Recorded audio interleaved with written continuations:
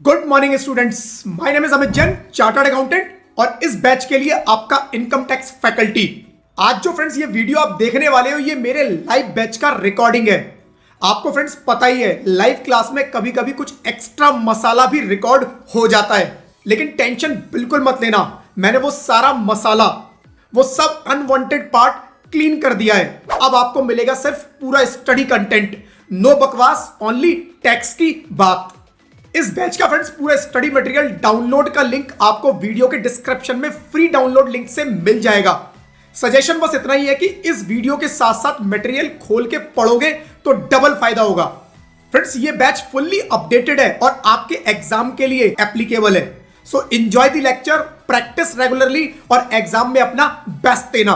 Friends best wishes from my side, all the very best for your studies and exam. और friends याद रखो, tax tough नहीं है, बस थोड़ा रफ लगता है जब तक आप उसे अपना दोस्त नहीं बनाते। चलिए फ्रेंड्स शुरू करते हैं। चलिए फ्रेंड्स, बिजनेस प्रोफेशन का अपना चैप्टर चल रहा है और आज अपनी थर्ड क्लास है बिजनेस प्रोफेशन के ऊपर, राइट। चलो जी फ्रेंड्स शुरू करते हैं। Provision relating to maintenance of books of accounts, point number 30 तक हम लोगों ने लास्ट क्लास में कर लिया था complete. Provisions related to right maintenance of books of account, section 44AA, rule 6F। 44AA बता रहा है जी किस किस को बुक्स ऑफ अकाउंट्स मेंटेन करने हैं, रूल 6F बता रहा है कौन से बुक्स ऑफ अकाउंट्स मेंटेन करने हैं। ठीक है, चलो। As per section 44AA, every person engaged in specified professions, word पे ध्यान देना फ्रेंड्स, स्पेसिफाइड प्रोफेशंस। बात किसकी हो रही है? स्पेसिफाइड प्रोफेशंस की, यानी सारे प्रोफेशन नहीं, स्पेसिफाइड प्रोफेशन। अभी हम बात कर रहे हैं स्पेसिफाइड प्रोफेशन की, कि अगर कोई पर्सन स्पेसिफाइड प्रोफेशन में है तो उसको कौन कौन से बुक्स ऑफ अकाउंट्स मेंटेन करने हैं। अब कौन से स्पेसिफाइड प्रोफेशन है वो एक बार देख लो, फिर पढ़ लेते हैं इसको। ये नीचे लिस्ट दी हुई है फ्रेंड्स।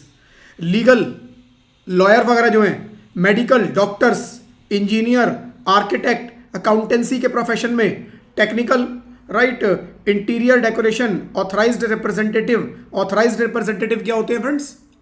कि मेरे को कहीं पर रिप्रेजेंट होना है, कोई मीटिंग अटेंड करनी है, मैंने खुद नहीं गया, किसी पर्सन को ऑथराइज करके भेज दिया, उसने उसके नाम का कुछ मेरे से चार्ज किया, authorised representative. Film artist, company secretary, information technology, जो आईटी में काम करते हैं वो भी सब इस लिस्ट के अंदर कवर हो जाते हैं। ये सब क्या है? Specified profession. जो इस लिस्ट में नहीं आते वो इस सेक्शन में कवर नहीं होंगे। इस सेक्शन में फ्रेंड्स केवल यही लोग कवर होंगे। इस लिस्ट को 2-3 बार पढ़ लोगे, याद हो जाएगी। रट्टा मारने की जरूरत नहीं है, बट यस क्वेश्चन आए तो मुझे याद आए कि यस ये स्पेसिफाइड प्रोफेशन था। ठीक है, चलो जी, specified profession. So section 44AA(1), 44AA सबके बारे में बात करेगा। 44AA क्लॉज 1 जो है वो बात कर रहा है specified profession are required to maintain books of accounts that enable the assessing officer to compute their total income as per rule 6F। Rule 6F में लिखा हुआ है जी कौन कौन सी बुक्स मेंटेन करो, क्या क्या बुक्स मेंटेन करो। तो वो कह रहा है जी, वो कह रहा है कि आपको, अगर आपका स्पेसिफाइड प्रोफेशन है, नीचे जो प्रोफेशंस की लिस्ट दी है उनमें से कोई भी अगर आपका प्रोफेशन है तो आपको क्या करना है? आपको कोई भी बुक्स ऑफ अकाउंट्स मेंटेन करने हैं। कौन से? कोई भी बुक्स ऑफ अकाउंट्स मेंटेन करने हैं जो 6F में लिखे हुए हैं, सो दैट असेसिंग ऑफिसर आपकी टैक्स लायबिलिटी कंप्यूट कर पाए। कुछ ऐसी बुक्स मेंटेन करो सो डेट असेसिंग ऑफिसर आपकी टैक्स लायबिलिटी कंप्यूट कर पाए। If their gross receipt exceed 1.5 lakh in each of 3 years immediately preceding relevant previous year, they must maintain prescribed books of accounts. अब ये क्या कह रहा है? देखो, दो चीजें हैं फ्रेंड्स। वो कह रहा है, सबसे कौन सा सेक्शन की बात कर रहे हैं हम? Section 44AA(1). किसकी बात कर रहा है? Specified profession. स्पेसिफाइड प्रोफेशन की बात हो रही है। कौन कौन? जो हमने अभी लिस्ट देखी उनके ऊपर बोलता है जी, अगर आप स्पेसिफाइड प्रोफेशन में हो, किसमें? स्पेसिफाइड प्रोफेशन में हो, तो 2 सिनेरियो बनेंगे। सिनेरियो नंबर 1, जिस साल की बात कर रहे हैं, कौन से साल की बात कर रहे हैं हम लोग अभी? 2025-26, 25-26। 25-26 से पिछले 3 साल देखो, 25-26 नहीं, उससे पिछले 3 साल देखो, राइट। तो उससे पिछले 3 साल कौन कौन से होंगे? मेरे को 3 साल देखने हैं, 2024-25, 2023-24 और एक मेरे को देखना है 22-23।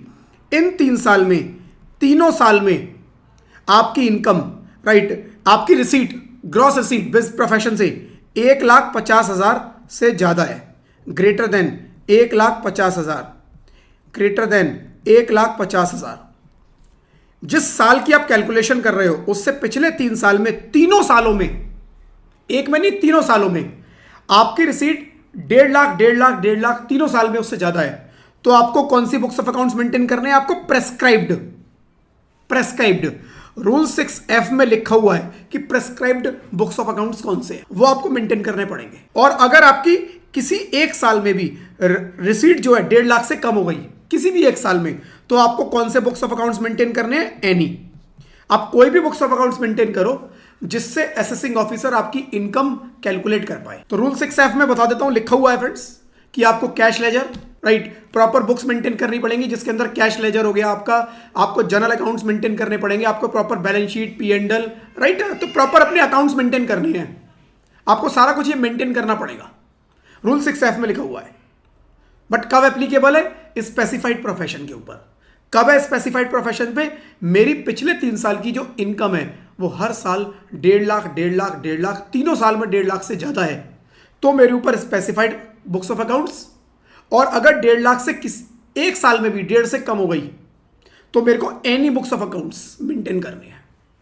ठीक है, तो ये फ्रेंड्स वहां पर लिखा हुआ है, बट किसके केस में? स्पेसिफाइड केवल।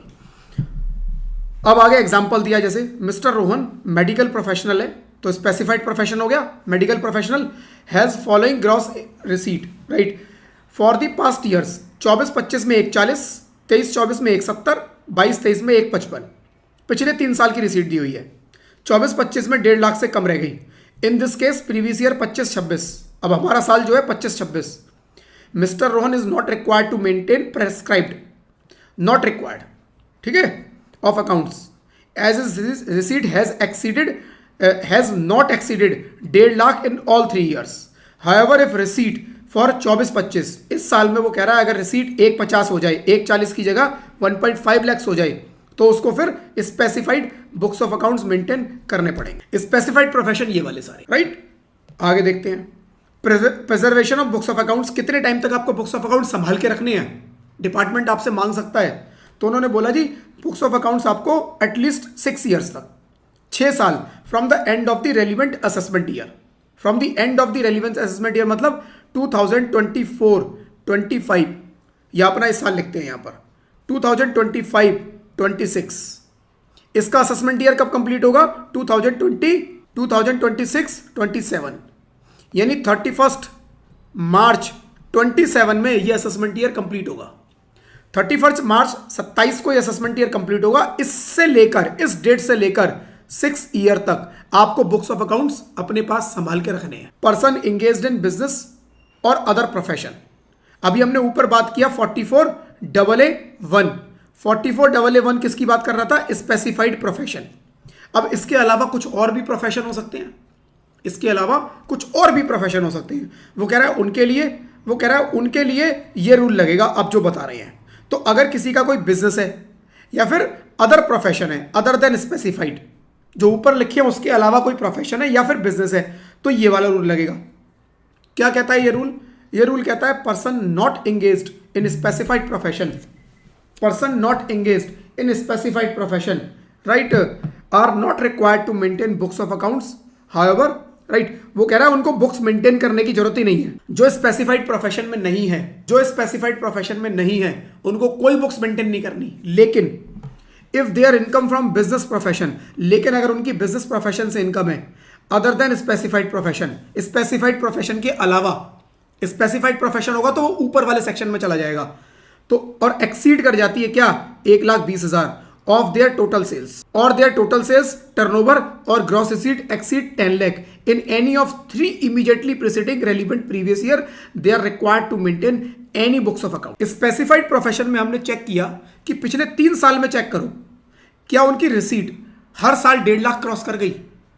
हमने बोला जी यस कर गई, तो प्रेस्क्राइब्ड बुक्स ऑफ अकाउंट्स। हमने बोला जी नहीं, नो, तो एनी बुक्स ऑफ अकाउंट। दूसरा, फिर हमने बात किया other than specified profession. Other than specified profession का क्या करें? अदर देन स्पेसिफाइड प्रोफेशन के केस में बोला जी यहां पर भी देखो 2 सिनेरियो हैं। यहां पर भी दो सिनेरियो बनेंगे, यहां पर भी चेक करो, फिर लास्ट 3 ईयर्स का 2024, 25, 23, 24, 22, 23, इन 3 साल में चेक करो। क्या चेक करो? ये चेक करो कि किसी इन 3 साल में किसी भी एक साल में इनकम, यहां इनकम देखनी है, 1,20,000 क्रॉस कर गई, 1,20,000 से इनकम क्रॉस की, या फिर ग्रॉस रिसीट, इसको मैं टर्नओवर भी बोल सकता हूं, ग्रॉस रिसीट या टर्नओवर, ये 10 लाख क्रॉस की। इन दोनों में से कोई भी एक काम हो गया पिछले किसी भी एक साल में। ध्यान रखना फ्रेंड्स, बस स्पेसिफाइड प्रोफेशन में आप तीनों साल चेक कर रहे थे, तीनों साल में किसी एक साल में भी कम हुई तो अप्लाई नहीं हो रहा, लेकिन यहां पर वो तीनों साल नहीं बोल रहा, यहां पर बोला है इन तीनों सालों में से एक साल भी अगर आपकी इनकम 1,20,000 क्रॉस की है या फिर टर्नओवर 10 लाख क्रॉस की है, तो आपको क्या करने हैं? Any books of accounts maintain करने हैं, एनी, प्रिस्क्राइब्ड नहीं। If answer is yes, right, तो एनी। और अगर आंसर आए नो, कि ना ही इनकम 1,20 क्रॉस की, ना ही टर्नओवर 10 लाख क्रॉस की पिछले 3 साल में किसी भी एक साल में, तो answer is no. If no, no books, right, required, no books required, कोई बुक्स अकाउंट्स मेंटेन करने की जरूरत ही नहीं, राइट। तो स्पेसिफाइड के केस में बुक्स मेंटेन करना मैंडेटरी है, जितनी मर्जी रिसीट है, बस उसमें देखना यह है कि क्या any books of accounts maintain कर ले या प्रेस्क्राइब्ड वाली करे। प्रेस्क्राइब्ड वाली 6F में लिखी है, वह टेस्ट कर लूं मेरी तरफ से कुछ इशू हुआ है, राइट, ठीक है। तो हमें बस ये देखना है, सेक्शन 44AA में 2 कैटेगरी है, पहली है स्पेसिफाइड प्रोफेशंस और दूसरी है अदर। जो स्पेसिफाइड प्रोफेशन में कवर नहीं हुआ वो सब अदर में कवर हो जाएंगे, चाहे बिजनेस है चाहे अदर देन स्पेसिफाइड प्रोफेशन है, सब अदर में कवर हो जाएंगे। पहली चीज, स्पेसिफाइड प्रोफेशन अगर निकल आए तो मुझे पिछले 3 साल में केवल ग्रॉस रिसीट देखनी है, उनकी जो बिजनेस, उनके जो प्रोफेशन से रिसीट होगी वो देखनी है, क्या पिछले 3 साल में तीनों साल 1.5 लाख क्रॉस की। इफ आंसर इज यस तो उनको प्रेस्क्राइब्ड बुक्स मेंटेन करनी है, आंसर इज नो तो वो अपने हिसाब से कोई भी मेंटेन कर ले, जिससे असेसिंग ऑफिसर उनकी इनकम ठीक ठीक कैलकुलेट कर पाए, ठीक है, अपने हिसाब से कर ले। Specified profession. अदर प्रोफेशन के लिए उन्होंने बोला कोई बुक्स मेंटेन करने की जरूरत नहीं है, नो बुक्स रिक्वायर्ड। बट अगर पिछले 3 साल में किसी भी एक साल में आपकी इनकम 1,20,000 क्रॉस कर गई या फिर ग्रॉस रिसीट या टर्नओवर 10 लाख क्रॉस कर गई, तो आपको फिर एनी बुक्स मेंटेन करनी है। एनी का मतलब अपने हिसाब से कर लो जो करनी है, बस ऐसी करना जिससे असेसिंग ऑफिसर अगर आपकी इनकम कैलकुलेट करना चाहे तो इजीली कर पाए, ठीक है। तो यहां पर बताया नहीं क्या, अपने हिसाब से कर लो। दूसरा, ये जो पर्सन है ये जो पर्सन है जिसके ऊपर भी हम ये कैलकुलेशन कर रहे हैं कि ये 44AA लगेगा नहीं लगेगा, अगर ये गलती से इंडिविजुअल या HUF निकल आया, अगर ये इंडिविजुअल HUF निकल आया तो ये 1, 20 और 10 लाख की लिमिट अप्लाई नहीं होगी। ये किस पर अप्लाई होगी? अदर देन इंडिविजुअल और HUF। अदर देन इंडिविजुअल, ऊपर के केस में स्पेसिफाइड प्रोफेशन में कुछ नहीं लिखा।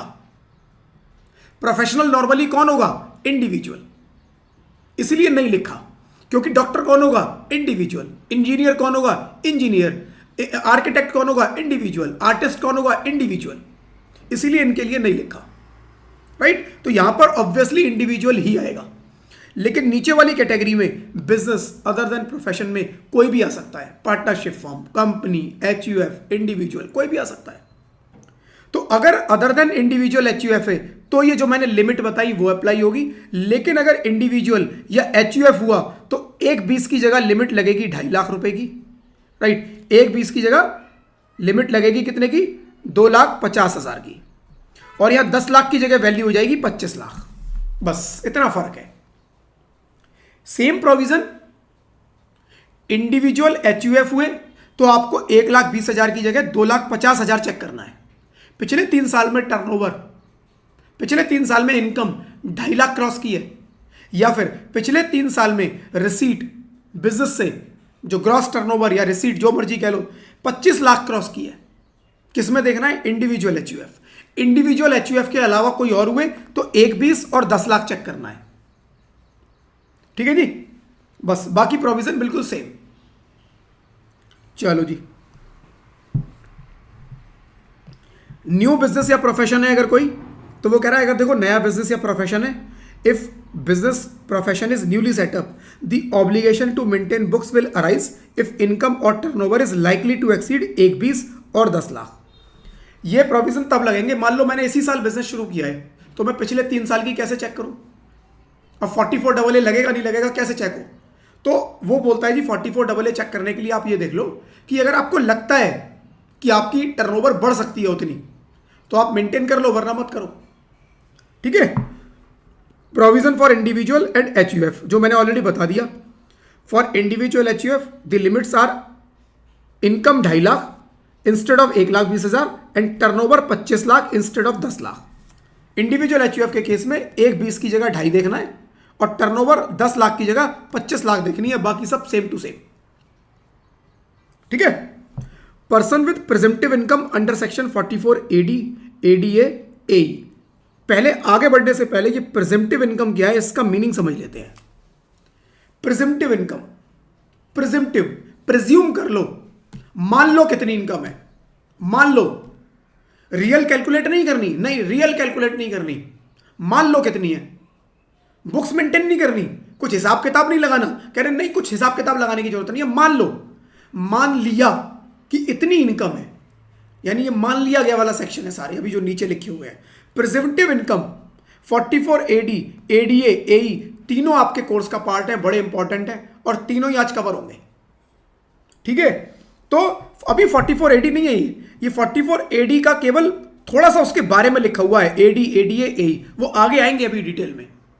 लेकिन वो ये बोल रहा है जी अगर आपको बुक्स ऑफ अकाउंट्स मेंटेन करनी है, राइट, लेकिन अगर आप 44AD में फॉल कर जाते हो, आप 44ADA में फॉल कर जाते हो, 44AE में फॉल कर जाते हो, तो आपको कोई भी बुक्स ऑफ अकाउंट्स मेंटेन करने की जरूरत ही नहीं है। You are exempt from maintaining books of accounts. कहां?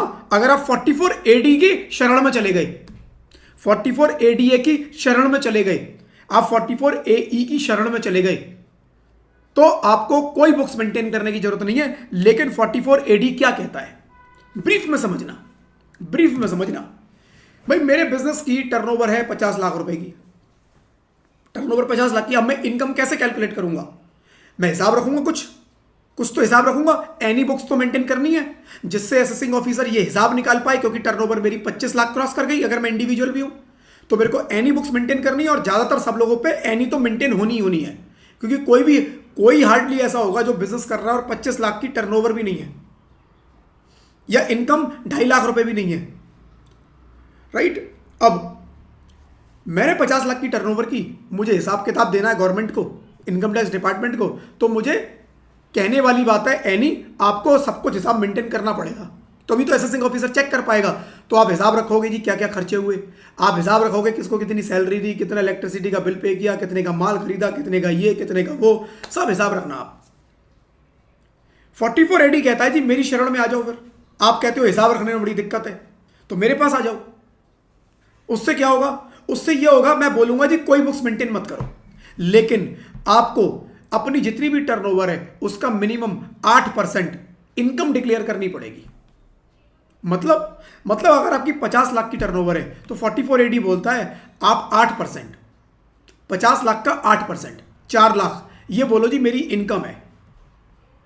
आप 4 लाख रुपए से कम अपनी इनकम डिक्लेयर नहीं करोगे। 4 से ज्यादा करनी है कर लो, आपकी इच्छा है, लेकिन 4 से कम नहीं करोगे। 44AD बोलता है जी अगर आपकी इनकम 4 लाख से, अगर आपकी इनकम जो मर्जी है, हम हिसाब नहीं मांग रहे, आपकी इनकम आप अपनी टर्नओवर का 8% डिक्लेयर कर दो और उसके बाद हम आपको 44AA से निजात दिलवा देंगे, 44AA से छूट दिलवा देंगे। तो जो भी बंदा फ्रेंड्स 44AD की शरण में गया उसको मिनिमम एक अमाउंट इनकम डिक्लेयर करना मैंडेटरी है।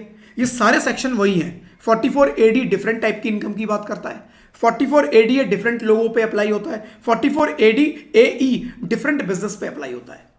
तो ये तीनों सिचुएशन अपनी आएंगी आगे डिटेल में, बट अभी के लिए इतना समझो कि अगर मैं प्रेजेंटिव टैक्सेशन स्कीम में चला जाता हूं, प्रेजेंटिव मतलब मान लिया, आप मान लो इतनी इनकम है, यहां पर आपको मिनिमम इनकम माननी पड़ेगी, राइट। तो मिनिमम अगर आपने अपनी इनकम मान ली तो हम आपसे 44AA से छूट दे देंगे। फ्रेंड्स यही लिखा हुआ है, if individual opt for presumptive income section but later rejected. अभी लेटर रिजेक्टेड क्या है अभी बताऊंगा थोड़ी देर में जब आऊंगा। अभी मानो 44AD में नहीं है, ठीक है, and their income exceeds the maximum amount, they are not required to maintain books of accounts as per section 44AA2 and undergo an audit as per section 44AB।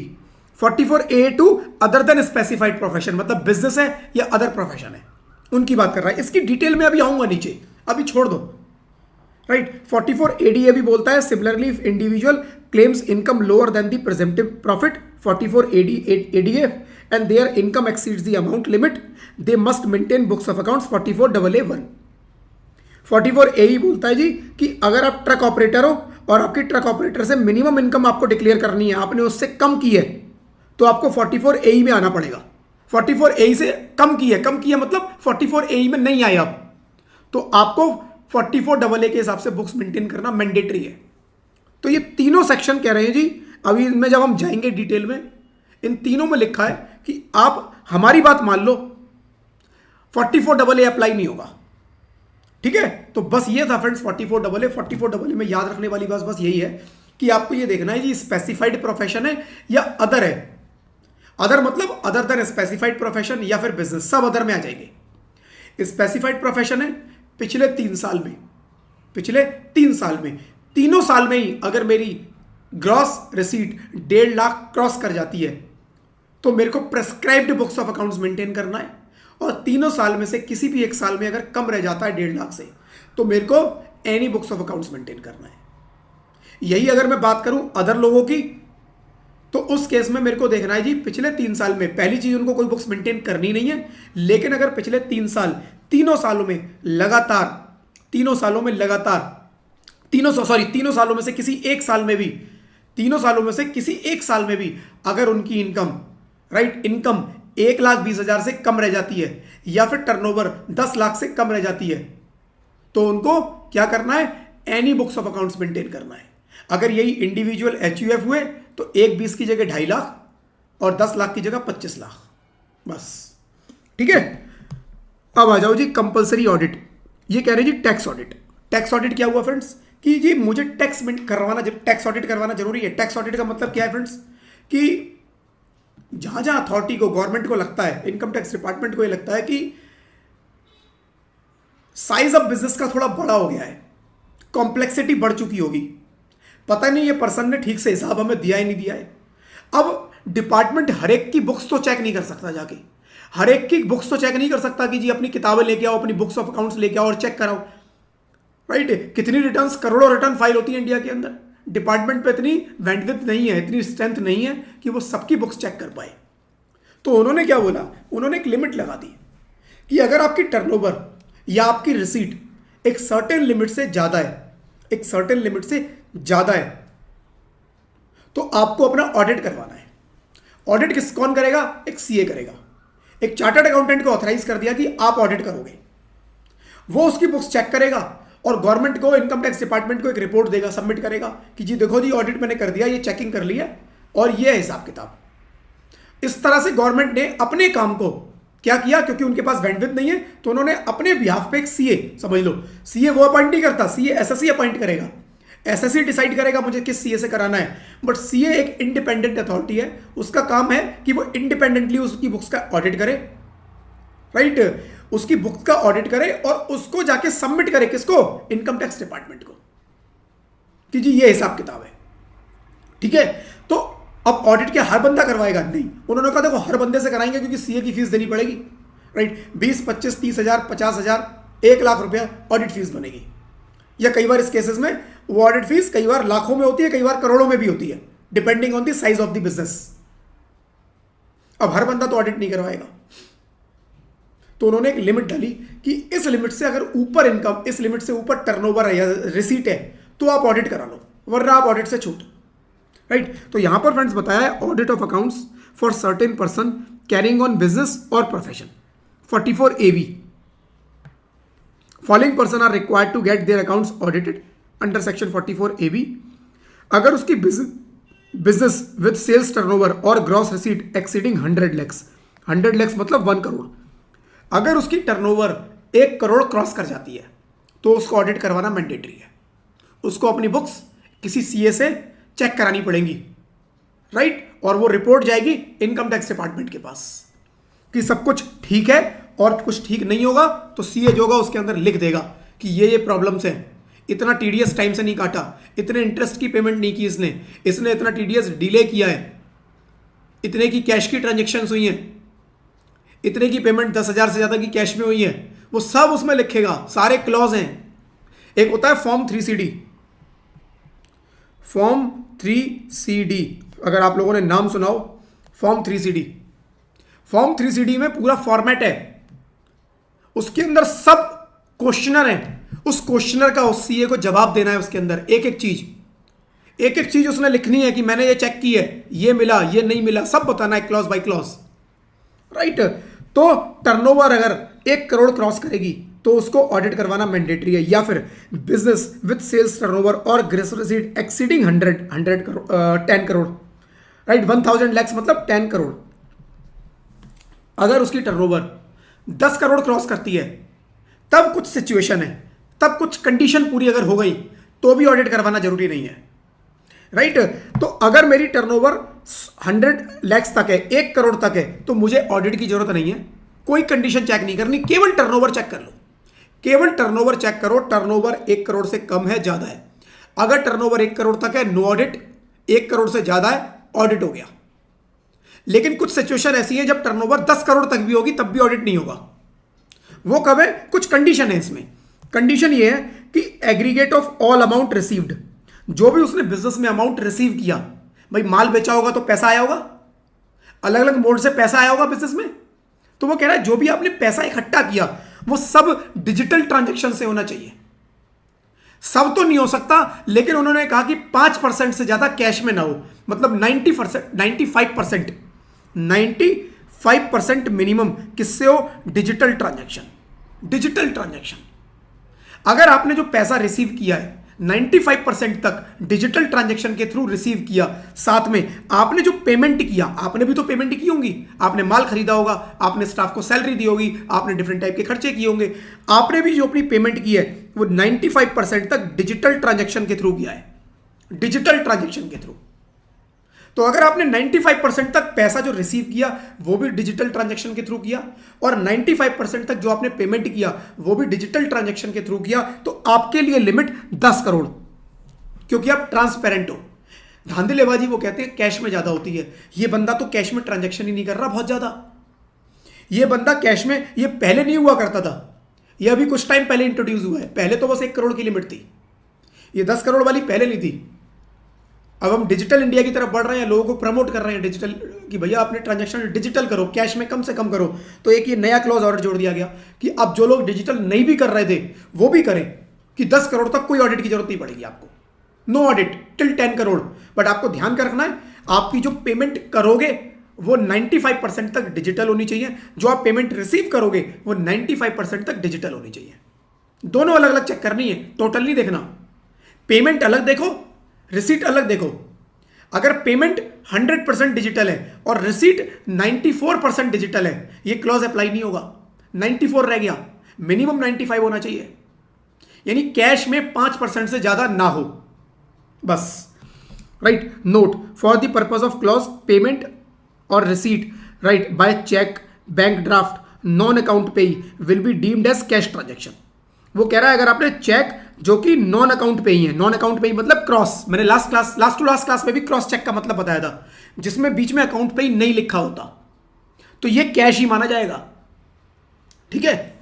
फिर बात करता है profession with gross receipt exceeding 50 lakhs. ऊपर हमने बात किया business के लिए कि टर्नओवर एक्सीड कर गई, यहां बात कर रहे हैं profession. Every person carrying on profession must get their accounts audited if their gross receipts exceeds 50 lakhs during the previous year। कह रहा है प्रोफेशन के केस में 50 लाख की लिमिट है, आपकी रिसीट 50 लाख, राइट। तो अगर आपका बिजनेस है तो 1 करोड़ की लिमिट, 1 करोड़ तक नो ऑडिट, उसके ऊपर ऑडिट। अगर आपका प्रोफेशन है तो 50 लाख तक कोई ऑडिट नहीं है, 50 के ऊपर आपको ऑडिट करवाना है। और बिजनेस के अंदर एक क्लॉज और है 10 करोड़ वाला, वो डिजिटल ट्रांजैक्शन के ऊपर है कि आपकी 95% मिनिमम डिजिटल ट्रांजैक्शन होनी चाहिए, ठीक है। पर्सन ऑप्टिंग आउट ऑफ, अब देखो ये तीन क्लॉज फिर आ गई, 44 एडी, एडीए, एई। अब इसको मैं पढ़ूंगा नहीं अभी, आप बाद में पढ़ना जब 44 एडी कंप्लीट हो जाएगा। अभी बता देता हूं मोटा मोटा, इसके अंदर यही लिखा हुआ है कि अगर आप 44 एडी में चले जाओगे, एडीए में चले जाओगे या एई में चले जाओगे तो आपके ऊपर 44 ए बी भी अप्लाई नहीं होगा, 44 ए बी अप्लाई नहीं होगा। मेरी टर्नओवर है 1.5 करोड़, मेरी टर्नओवर है 1.5 करोड़, डिजिटल ट्रांजैक्शन 5%, कैश में ट्रांजैक्शन 5% से ज्यादा है। सपोज 20% कैश में ट्रांजैक्शन करता हूं, 80% डिजिटल करता हूं, तो वो 10 करोड़ वाला क्लॉज मेरे ऊपर नहीं लगेगा, मेरे ऊपर 1 करोड़ वाला लगेगा। अब मान लो मेरी टर्नओवर 1.5 करोड़ की है, क्या मैं 44 ए बी टैक्स ऑडिट से बाहर आ सकता हूं? यस, आ सकते हो, आ सकते हो। आप 44 एडी के अंदर चले जाओ। 44 कह रहा है, एडी कह रहा है मेरे पास आओ, प्रिजम्पटिव टैक्सेशन। मान लो इतनी इनकम है, अगर आप मानने को तैयार हो कि मिनिमम मेरी इतनी इनकम है, तो मैं आपको 44 ए बी से भी बाहर कर दूंगा। यानी कि जो बंदा 44 एडी, एडीए, 44 एई में चला गया, उसके ऊपर ना ही क्लॉज 44 डबल ए जो बुक्स ऑफ अकाउंट्स मेंटेन करने का है वो अप्लाई होता है, और ना ही उसके ऊपर 44 ए बी जो टैक्स ऑडिट का है वो अप्लाई होता है। दोनों ही अप्लाई नहीं होंगे। 44 एडी, एडीए, एई ये दोनों ही सेक्शन से बाहर कर देते हैं। वो यही कहते हैं कि हम सिंप्लीफाइड फॉर्म, हमारा जो रूल है वो सिंप्लीफाइड है। हमारे पास आओगे, हम बिल्कुल चीजों को सिंपल कर देंगे, बुक्स की जरूरत ही नहीं पड़ेगी। हम कह रहे हैं जी इतनी मिनिमम इनकम डिक्लेयर कर दो अपनी। आप कहते हो हमें रेडी हूं डिक्लेयर करने के लिए, तो फिर बुक्स की मेंटेन करने की जरूरत ही खत्म हो गई। आपने हमारी बात मान ली, अब बुक्स अकाउंट्स मेंटेन करने की जरूरत खत्म, राइट। तो यही फ्रेंड्स यहां पर लिखा हुआ है। इन सेक्शंस को मैं पढ़ नहीं रहा हूं, इन सेक्शंस को इनकी सेक्शन में जाकर डिटेल में पढ़ेंगे। बट अभी आपके रेफरेंस के लिए जब आप रिवीजन करो तो आप ये पढ़ो तो आपको याद आए कि हाँ अच्छा 44 एडी कनेक्टेड है, ये कनेक्टेड है सेक्शन सारे, right. Audit requirement and submission कह रहा है, ऑडिट रिक्वायरमेंट क्या है? Account should be audited by CA and audit report must be submitted at least 1 month prior to last date of filing income tax return. जिनके ऊपर भी tax audit apply होता है उनकी रिटर्न की डेट होती है, आपको पता होगा, 31 अक्टूबर।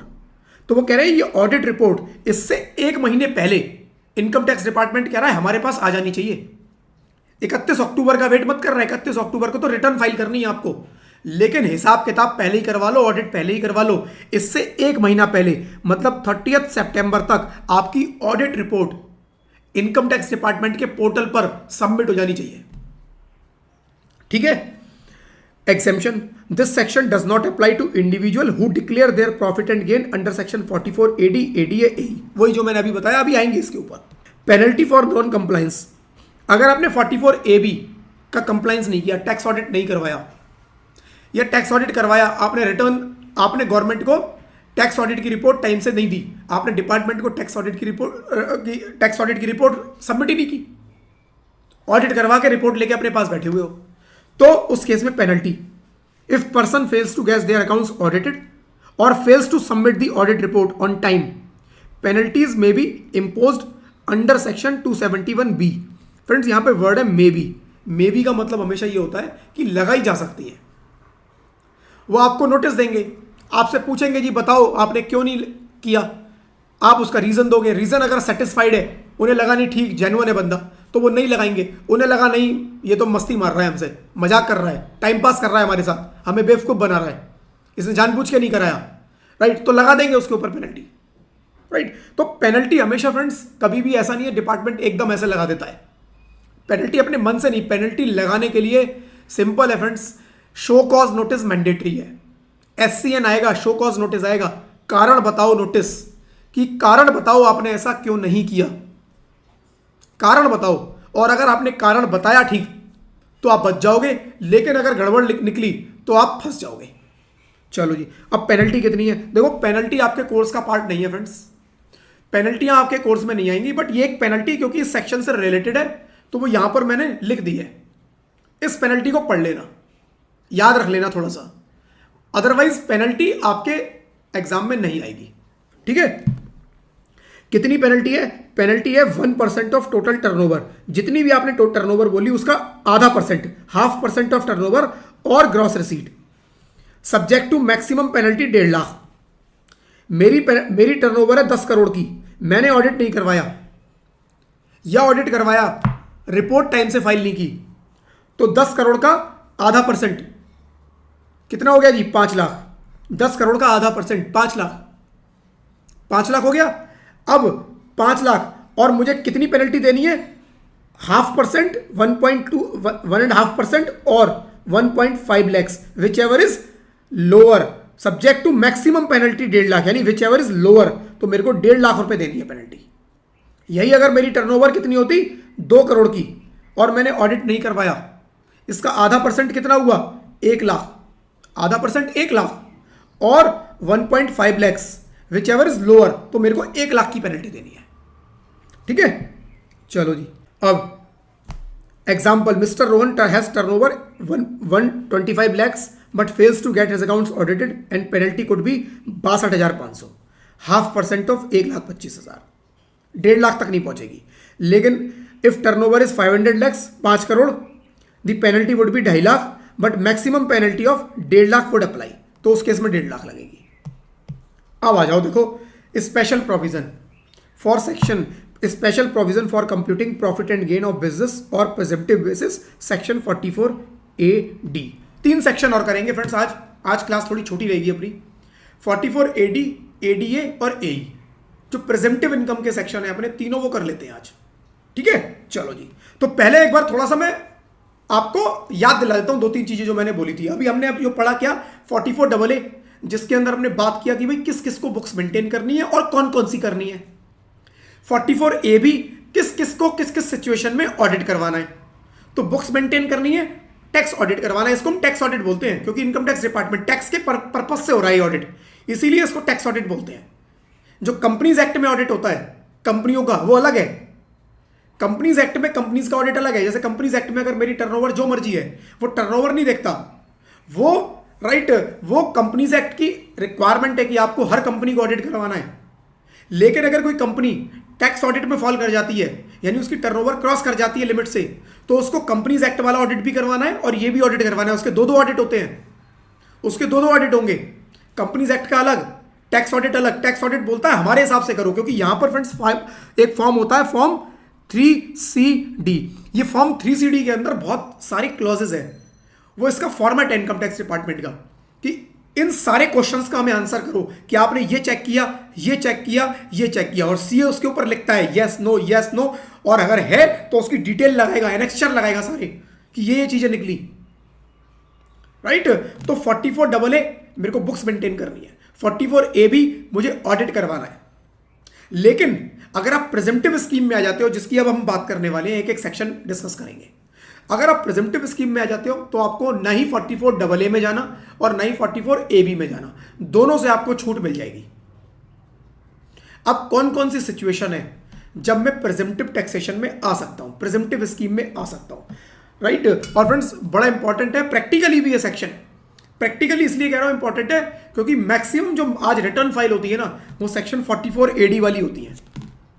44, जब प्रैक्टिकली आप लोग काम करोगे, जब प्रोफेशनल्स आपस में बातें करते हैं, तो वो कैसे बात करते हैं? वो यही बात करते हैं, भाई इसकी रिटर्न कौन सी है? 44AD वाली है। 44AD वाली है, फटाफट हो जाएगी, कर दे।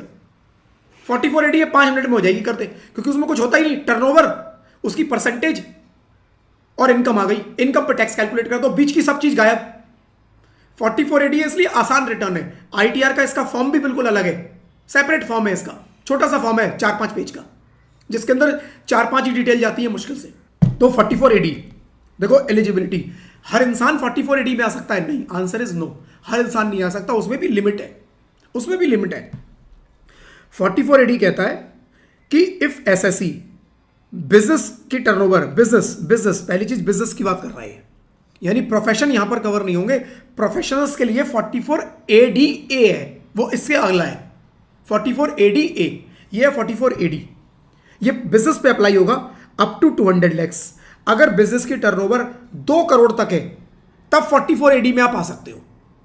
2 करोड़ से ज्यादा है, 44AD से बाहर निकल जाओ, अब नहीं आओगे 44AD में।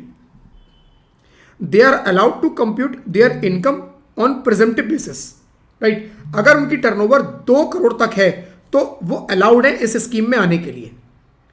The income under the head business profession will be presumed to be 8%, जो मैंने आपको बताया 8%, बट अभी थोड़ा सा कुछ और भी है। And no further deduction under section 30 to 38 will be allowed. 30 to 38 will be allowed. 30 to 38 कौन से सेक्शन है? अभी हम पढ़ते आ रहे हैं, देखो सारे बिजनेस प्रोफेशन के ये सारे सेक्शन है 30 to 38, जिसके अंदर ये बताया कि आपको कौन कौन से खर्चे अलाउड होंगे। यही हमने पढ़ा। इसी में एक सेक्शन 37 भी हमने लास्ट क्लास में पढ़ा, जिसके अंदर लिखा था कहीं और नहीं होंगे तो वो 37 में कवर हो जाएंगे, और 37 में सारे खर्चे जो बिजनेस से रिलेटेड है सब अलाउड। तो 30 से 38 के अंदर हमने सारे खर्चों के बारे में बात की कि जी कौन कौन से खर्चे बिजनेस में अलाउड होते हैं। तो वो कह रहा है अगर आप इस स्कीम में आ गए, आपकी जो भी टर्नओवर है, आपकी 1 करोड़ की टर्नओवर है, आप बोलो ये मेरी 8 लाख की इनकम है, 8% डिक्लेयर कर दो, उसके बाद 30 से 38 का कोई खर्चा अलाउड नहीं होगा। जो 92% है यानी 98 लैक्स, वो हमने मान लिया कि वो आपके एक्सपेंस ही हैं, ये एक्सपेंस है आपके सारे, ठीक है। तो सेक्शन 30 से 38 अलाउ एप्लीकेबल नहीं होगा। हमने मान लिया वो मिल गया आपको, इस 92% में सब आ गया। आपने 8% की इनकम डिक्लेयर कर दी, 8 लाख, अब इसके ऊपर सीधा टैक्स दे दो, बस खत्म बात। If aggregate amount received in cash और other than account payee cheque, right, during the previous year does not exceed 5%, cash में जो आपके ट्रांजैक्शन है वो 5% तक है, यानी कि आपके डिजिटल ट्रांजैक्शन मिनिमम 95% की है, तो वो कह रहा है फिर उस केस में 2 करोड़ की जगह आपकी लिमिट 3 करोड़ की हो जाएगी। मतलब आप 3 करोड़ की टर्नओवर में भी 44 AD में आ सकते हो। देखो जी क्या कह रहा है, समझ लो इसको, इंपॉर्टेंट है। वो कह रहा है जी सेक्शन 44, हम बात कर रहे हैं सेक्शन 44 AD। 44 AD की लिमिट कितनी? 2 करोड़ की। क्या ट्रांजैक्शन कैश होते हैं, डिजिटल होते हैं, देखना है? नहीं देखना, नहीं देखना, कुछ जरूरत नहीं है। 2 करोड़ तक की टर्नओवर है, आ जाओ 44 AD में, आपकी मर्जी है, हम जबरदस्ती नहीं करें। अगर आओगे तो ना टैक्स ऑडिट कराना, टैक्स ऑडिट की लिमिट कितने की? 1 करोड़ की। आपको टैक्स ऑडिट कराने की जरूरत ही नहीं 2 करोड़ तक। कह रहा है हमारे पास आ जाओ, आपको कोई बुक्स भी मेंटेन नहीं करनी। लेकिन अगर आप डिजिटल ट्रांजैक्शन करते हो 95% तक डिजिटल ट्रांजैक्शन, तो उस केस में वो कह रहा है जी 3 करोड़ तक आप हमारे पास आ जाओ। 3 करोड़ तक no audit, no books of accounts, ठीक है। अब इसके अंदर कितनी टर्नओवर डिक्लेयर करनी है, कितना प्रॉफिट डिक्लेयर करना है? प्रॉफिट डिक्लेयर करना है मुझे 8%। 8%। अब इसमें भी उसने ये बोला कि आप सबसे पहले तो चेक करो कि आप 44 AD में आ सकते हो या नहीं आ सकते हो। मैंने चेक किया जी मेरी टर्नओवर 2 करोड़ के अंदर है, मैं आ सकता हूं। या फिर मैंने चेक किया मेरे जो डिजिटल ट्रांजैक्शंस हैं वो 95% तक तो होते ही हैं, मैं सारी ऑनलाइन ही ट्रांजैक्शन करता हूं, मैं माली ऑनलाइन बेचता हूं, तो सारे मेरे डिजिटल हैं, तो मैं 3 करोड़ तक अप्लाई नहीं होता, तो मैं 44 AD में चला जाता हूं। चला गया जी मैं 44 AD में। कह रहा है 44 AD में एक बार आ गए आप, अब फिर चेक करो कि आपकी टर्नओवर कितनी थी जी। मैंने कहा मेरी टर्नओवर सर थी 1.8 करोड़। अब उसने कहा इसके भी 2 पार्ट कर दो, इसको 2 पार्ट में ब्रेक कर दो। एक इसमें डिजिटल ट्रांजैक्शन कितने हैं और एक इसमें नॉन डिजिटल ट्रांजैक्शन कितने हैं, वो अलग अलग देखो एक बार। भाई 2 करोड़ तक तो मुझे डिजिटल की जरूरत ही नहीं, जितने मर्जी डिजिटल हो, जितने मर्जी कैश हो, मैं आ गया स्कीम में। अब स्कीम में जब आ गया, आ चुका हूं, अब मुझे ये देखना है कि मेरी जो टर्नओवर है उस पर डिजिटल कितने हैं। मैंने बोला जी सर 1 करोड़ के मेरे डिजिटल हुए थे और नॉन डिजिटल 80 लाख के मेरे नॉन डिजिटल हुए थे, ऐसा ब्रेकअप है। 1 करोड़ मैंने डिजिटली ऑनलाइन माल बेचा, 80 लाख। क्या मैं इस स्कीम में आ सकता हूं? यस, आ सकता हूं। इसका रेशियो चेक करना जरूरी है? नहीं, रेशियो तो 3 करोड़ के लिए चेक होगा, 2 करोड़ के लिए ये रेशियो की जरूरत ही नहीं है। लेकिन अब मैं क्यों चेक कर रहा हूं? चेक इसलिए कर रहा हूं कि एक बार मैं इस स्कीम में आ गया तो मेरे को 8% कितना देना है? 8% इनकम डिक्लेयर करनी है। लेकिन उन्होंने बोला कि आप डिजिटल ट्रांजैक्शन करते हो तो डिजिटल ट्रांजैक्शन पे केवल आपको 6% निकालना है। नॉन डिजिटल के लिए ये 8%, ये 8% तो नॉन डिजिटल के लिए है। डिजिटल जो ट्रांजैक्शन होंगे उस पर आप 6% डिक्लेयर करो, यानी 1 करोड़ 80 लाख की अगर आपकी टर्नओवर है तो 180 पे 8% नहीं निकालना। जब 8% की कैलकुलेशन करोगे तो उस कैलकुलेशन के टाइम पे चेक करना उसमें डिजिटल कितनी, नॉन डिजिटल कितनी। डिजिटल 1 करोड़ कितनी देनी है जी इस पे? 6 लाख रुपए, ये मेरी 6 लाख की इनकम बनेगी, राइट। और ये मेरी कितनी बनेगी, 80 लाख पे 8%, 6,40,000। तो मेरी इनकम टोटल बनेगी जी 12,40,000 की under the head business profession. 12,40,000 की मेरी इनकम इस तरह से कैलकुलेट होगी। ठीक है, क्लियर। तो सबसे पहले चेक क्या करना है, 44 AD में कौन आ सकता है। कौन आ सकता है जी, 2 करोड़ तक की टर्नओवर है, जो मर्जी ट्रांजैक्शन है, डिजिटल नॉन डिजिटल, चेक ही नहीं करना। एंट्री जब होगी तब चेक नहीं करना है, एंट्री होने के बाद जब मैं इनकम निकालूंगा, यह कैलकुलेशन उस टाइम की है। एंट्री करते टाइम मुझे चेक ही नहीं करना डिजिटल नॉट डिजिटल। 2 करोड़ तक टर्नओवर, आ जाओ 44 AD में एप्लीकेबल। आना चाहो आ जाओ, नहीं आओ मत आओ, जबरदस्ती वाला नहीं है। आना चाहो आओ, मरना मत आओ, वरना जाओ 44 AA 44 AB बुक्स मेंटेन करो, ऑडिट कराओ सारा कुछ। नहीं कराना चाहते हमारे पास आ जाओ, राइट। तो बंदा थक हार के यहां पे आ जाता है, क्योंकि उसे पता है ऑडिट में और उसमें सब बुक्स में बड़े पचड़े हैं, ज्यादातर लोग इसी में आ जाते हैं, राइट। अब उसने बोला जी मेरी टर्नओवर तो सर 2.5 करोड़ की है, 2.5 करोड़ की है, तो तुम्हारे लिए भी एक बनाया हमने 3 करोड़ तक के लिए। लेकिन यहां पर हम उनको देंगे जिनके मैक्सिमम ट्रांजेक्शन डिजिटल हो, 95% तक डिजिटल है। तो आप आ जाओ, आप भी 3 करोड़ वाले तुम भी आ जाओ। आ गए जी अंदर। आने के बाद अब कितना मेरे को कैलकुलेट करना है इनकम, 8%, यस 8 करना है। लेकिन उसके अंदर जो आपकी डिजिटल होंगी ना, उस पर केवल 6 ही करना है। डिजिटल वालों को यहां कैलकुलेशन में छूट दे दी। ठीक है, गुड मॉर्निंग पायल, गुड मॉर्निंग। तो यहां पर ये फ्रेंड्स बेनिफिट दिया गया किसको, डिजिटल ट्रांजैक्शन वालों को। डिजिटल ट्रांजैक्शन वालों को ये छूट दे दी गई। अब इसके आगे की बात करेंगे फ्रेंड्स, राइट। चलो, रिड्यूस रेट ऑफ 6%, ये मैंने जो बताया वही लिखा हुआ है, पढ़ लेना इसको। 6% का है, 8% जो डिजिटल ट्रांजैक्शन होंगे। अब डिजिटल पेमेंट मोड कौन से हैं फ्रेंड्स, जो अभी तक पढ़े हैं वही सारे हैं। Other than cash, other than cross cheque और क्रॉस DD। क्रॉस चेक नहीं होना चाहिए, क्रॉस DD नहीं होना चाहिए, कैश नहीं होना चाहिए। उसके अलावा जो मर्जी हो, अकाउंट पे ही चेक, अकाउंट पे ही draft, bank transfer, RTGS, NEFT, credit card, debit card, UPI, Bhim app, सब चलेगा। ठीक है। Eligible SSE, this option to compute income on presumptive basis under section 44 AD is available only to the resident individual, Hindu undivided family firm. The option is not applicable to limited liability partnership और LLP और company, right. तो LLP और company को 44 AD में आना allowed नहीं है। वो कह रहे हैं आप 44 AD में नहीं आ सकते, आप तो ऑडिट ही कराओ, आप बुक्स भी मेंटेन करो, ऑडिट भी कराओ। लेकिन अगर आप इंडिविजुअल हो, HUF हो या फर्म हो, पार्टनरशिप फर्म, तो आप 44 AD में आ सकते हो अगर लिमिट के अंदर है तो। ठीक है। एप्लीकेबिलिटी टू बिजनेस ओनली, केवल ये बिजनेस पे अप्लाई होगा। 44 AD applies to business and not to specified profession. कह रहा है स्पेसिफाइड प्रोफेशन पे अप्लाई नहीं होगा, तो अदर देन स्पेसिफाइड प्रोफेशन को अप्लाई होगा। यस, ये अदर देन स्पेसिफाइड प्रोफेशन और बिजनेस सबको अप्लाई होगा। ठीक है।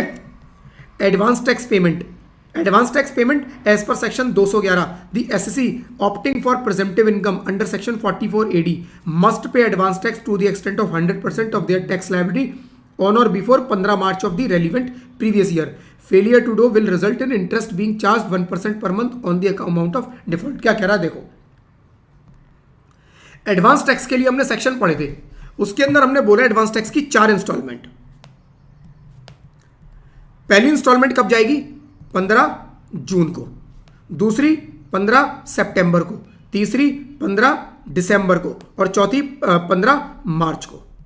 कह रहा है ये 4 इंस्टॉलमेंट आपकी जाएंगी। ठीक है, यही 4 इंस्टॉलमेंट जाती है। इस इंस्टॉलमेंट तक आप कितना पे कर देते हो, 15%। इस इंस्टॉलमेंट तक कितना पे कर देते हो, 45% तक। यहां पर 75% तक, और यहां तक आते आते आपका 100% टैक्स पे हो जाना चाहिए।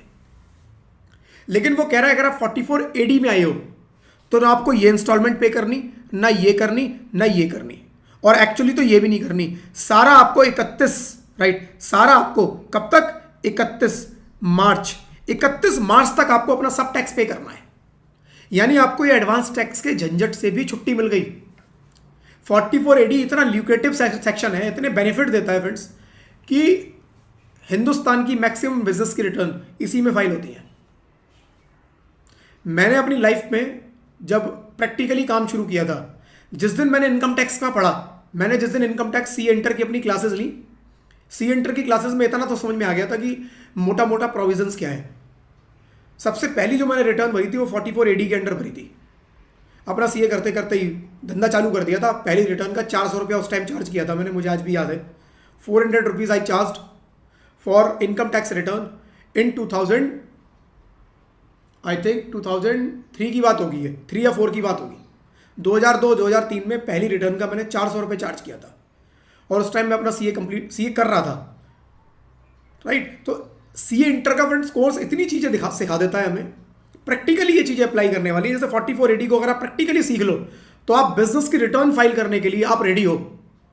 फॉर्म फिल करना तो बच्चों का खेल है, उस फॉर्म में तो लिखा है, उसमें मेन है उसके क्लॉज समझ में आने चाहिए और वो क्लॉज आपको अपने आप समझ में आ जाएंगे अगर आपने ये अच्छे से पढ़ लिया, राइट।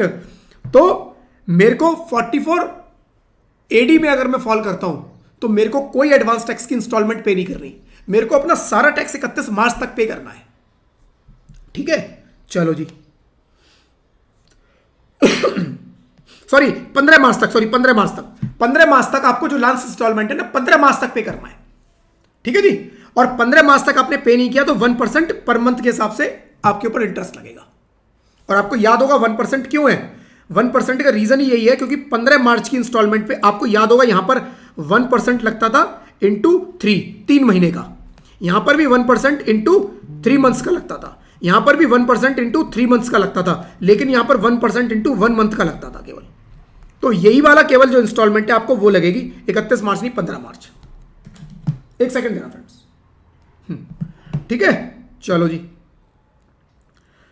अब आगे क्या कह रहा है, adjustment of losses and depreciation. Business loss, broad forward business loss can be adjusted against प्रेजेंटिव income. कह रहा है broad forward business loss can be adjusted against प्रेजेंटिव income. मतलब क्या कह रहा है, देखो ये कह रहा है कि मान लो मैंने पिछले साल में 2024-25 में मेरा बिजनेस से लॉस आया था, कितने का आया था जी, 5 लाख का। पिछले साल में एडजस्ट नहीं हो पाया, क्या इसको कैरी फॉरवर्ड कर सकता हूं? Answer is yes, carry forward कर सकते हो। कितने साल तक? 8 साल तक कैरी फॉरवर्ड कर सकते हो। Set of and carry forward में पढ़ा, 8 साल तक कैरी फॉरवर्ड कर लो। क्या इसको मैं सेट ऑफ कर सकता हूं अगले साल बिजनेस से? यस। अब मैं आया 2025-26 में, मेरे पास बिजनेस से इनकम आ गई, कितने की? 15 लाख की। तो 15 लाख से 5 लाख में सेट ऑफ कर सकता हूं? यस कर सकते हो। अब इस साल की जो इनकम होगी वो 10 लाख की होगी, ठीक है। तो वो कह रहा है जी ये इनकम अगर आपकी प्रेजेंटिव इनकम की वजह से भी आई है 44 एडी की, मान लो ये 15 लाख की इनकम प्रेजेंटिव इनकम वाली थी, तो क्या इससे मैं ये पुराना जो कैरी फॉरवर्ड होके आ रहा है ये सेट ऑफ कर लूं? वो कह रहा कर लो ये सेट ऑफ, पुराने प्रॉफिट है, ये तो इस साल का प्रॉफिट है, ये पुराने प्रॉफिट है, पुराने लॉस है, सेट ऑफ कर सकते हो, कर लो, ठीक है जी, कोई बात नहीं, यही लिखा हुआ है बिल्कुल। लेकिन आगे एक इंपॉर्टेंट चीज लिखी हुई है, वो पढ़ना डेप्रिसिएशन के बारे में। Brought forward depreciation can not be adjusted against प्रेजेंटिव income. भाई ब्रॉड फॉरवर्ड डेप्रिसिएशन से क्या दिक्कत थी? ब्रॉड फॉरवर्ड डेप्रिसिएशन क्या, मान लो मेरा ब्रॉड फॉरवर्ड डेप्रिसिएशन है, इसको हम क्या बोलते हैं? Unabsorbed depreciation. ये टर्म सबने पढ़ी है, अनएब्जॉर्ब्ड डेप्रिसिएशन। अनएब्जॉर्ब्ड डेप्रिसिएशन का क्या था कि प्रीवियस ईयर में सेट ऑफ कर लो, नहीं हो पाए तो कैरी फॉरवर्ड कर लो, कितने साल के लिए? अनलिमिटेड ईयर्स के लिए, और जब भी मौका मिले सेट ऑफ कर लेना। अब मान लो मेरा ब्रॉड फॉरवर्ड डेप्रिसिएशन था 2 लाख रुपए का, पिछले साल के लॉसेस, पिछले साल की बिजनेस की इनकम से सेट ऑफ नहीं हो पाया, तो इस साल मैं इसको ब्रॉड फॉरवर्ड करके लेके आया। इस साल मेरी इनकम 44 एडी में आ गई, इस साल में चला गया 44 एडी में। कौन सा ईयर है? 2024-25। मैं 44 एडी में आ गया और मेरी इनकम बनी जी 10 लाख रुपए की, 10 लाख की इनकम बनी। क्या मैं ये 2 लाख का ब्रॉड फॉरवर्ड डेप्रिसिएशन इससे सेट ऑफ कर लूं? आंसर इज नो, नहीं कर सकते। अगर ये ब्रॉड फॉरवर्ड डेप्रिसिएशन की जगह बिजनेस लॉस होता, कर लेता? यस कर लेता। तो भाई डेप्रिसिएशन से ऐसी क्या दिक्कत हुई, ऐसी क्या दिक्कत थी इनकम टैक्स डिपार्टमेंट को, जो ब्रॉड फॉरवर्ड होके लॉसेस आ रहे हैं तो कह दिया कर लो, लेकिन डेप्रिसिएशन आ रही है तो मत करो। फ्रेंड्स उनको कोई दिक्कत नहीं थी, लॉ की लैंग्वेज में एक छोटा सा फॉल्ट आ गया, लॉ की लैंग्वेज में एक छोटा सा फॉल्ट आ गया। इंटेंशन नहीं थी, इंटेंशन थी इस डेप्रिसिएशन को देना, इंटेंशन थी जो भी ब्रॉड फॉरवर्ड होके आए उसे अलाउड कर दो, सेट ऑफ अलाउड करना इंटेंशन थी, लेकिन गलती से डेप्रिसिएशन रह गया। गलती से डेप्रिसिएशन इससे बाहर हो गया। अब वो गलती क्यों हुई, वो दिखाता हूं आपको। आपने पढ़ी है, अभी पढ़ी है थोड़ी देर पहले, राइट? वो गलती आपने थोड़ी देर पहले पढ़ी है। देखो इसी 44 AD में क्या लिखा है, पहला क्लॉज पढ़ लो। इफ एसएससी की टर्नओवर 2 करोड़ से क्रॉस करेगी, they are allowed to compute their income on presumptive basis. The income under their business profession will be presume to be 8%। यहां तक तो ठीक है। अब ये पढ़ना, and no further deduction under section 30 to 38 will be allowed. No further deduction under section 30 to 38, ये important है पॉइंट।